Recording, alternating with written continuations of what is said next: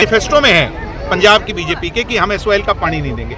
यानी इनको ये मुख्यमंत्री बना कैसे दिया, ये मेरी समझ से परे।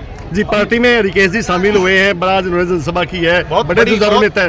मुझे बहुत उम्मीद है इन नौजवानों से, और ये आने वाले समय में बदलाव लाएंगे, पार्टी के लिए एक बहुत मजबूत एसेट बन करके उभरेंगे। जी, रही बात बदमाशी की, क्या कह रहे हैं बदमाश सरकार कह रही है कि जो भी बदमाशी का मिलता है सीधी उसको गोली मारी जा रही है।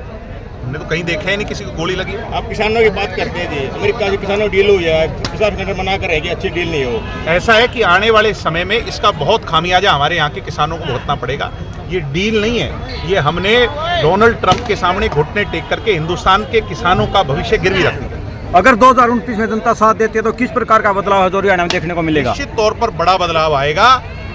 60% आबादी युवाओं की, और युवा जिसके साथ ज्यादा संगठित हो जाएंगे वही बदलाव। इस डील में जेजेपी आंदोलन जो किसान नेताओं से भी मैं कहूंगा कि वो भी इसकी सारी जो है ना डिटेल्स को जान करके जनता के सामने जनता को जागरूक जरूर करें। अभी एक सरपंच का जो मामला है, मासूम शर्मा जो आपकी पार्टी का जो गाना है, उस पर काफी सरपंच जो नाराज दिखाई दे रहे हैं। ऐसा है, मेरी बात सुनो, कोई बात का बतंगड़ कितना ही बना ले, ये सारे विरोधी लोग हैं जो बतंगड़ बनाने का प्रयास कर रहे हैं। हम सरपंचों का, जनप्रतिनिधियों का, हम तो खुद ही पॉलिटिकल पार्टी हैं यार, हमारे से ज्यादा आदर कौन कर सकता है?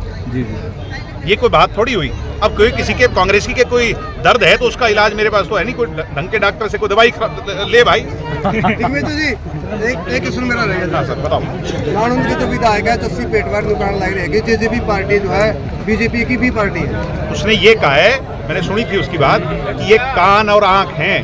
हम तो कान और आंख है, इसकी रीढ़ की हड्डी कौन है ये भी बता दे। इनका भाई सब नया तरह देखना चाहूंगा मैं हरिकेश डांडा में। निश्चित तौर पर भविष्य में पार्टी नए लोगों को आगे लाएगी, और हम चाहते हैं कि खूब मेहनत करें, काम करेंगे। धन्यवाद। होनहार है, संघर्षशील है। इसने एक जनसभा का आयोजन गाँव में किया था, और बहुत बड़ी संख्या में, हजारों की संख्या के अंदर यहाँ लोगों ने शामिल होकर के पार्टी के साथ अपना समर्थन दिया और इसका हौसला बढ़ाया। मैं इसको बधाई देता हूँ, शुभकामनाएं देता हूँ, और आने वाले समय में युवा ही बदलाव लेकर के आएंगे। नौजवान होनहार जो हैं, इनके बलबूते पर आने वाले समय में राजनीतिक सत्ता परिवर्तन और व्यवस्था परिवर्तन की लड़ाई लड़ी जाएगी। आने वाली 13 मार्च को डॉक्टर साहब का जो जन्मदिवस ऐतिहासिक रूप में हम नई जिले की नई अनाज मंडी में मना रहे हैं, उसके लिए भी मैंने लोगों को न्योता दिया।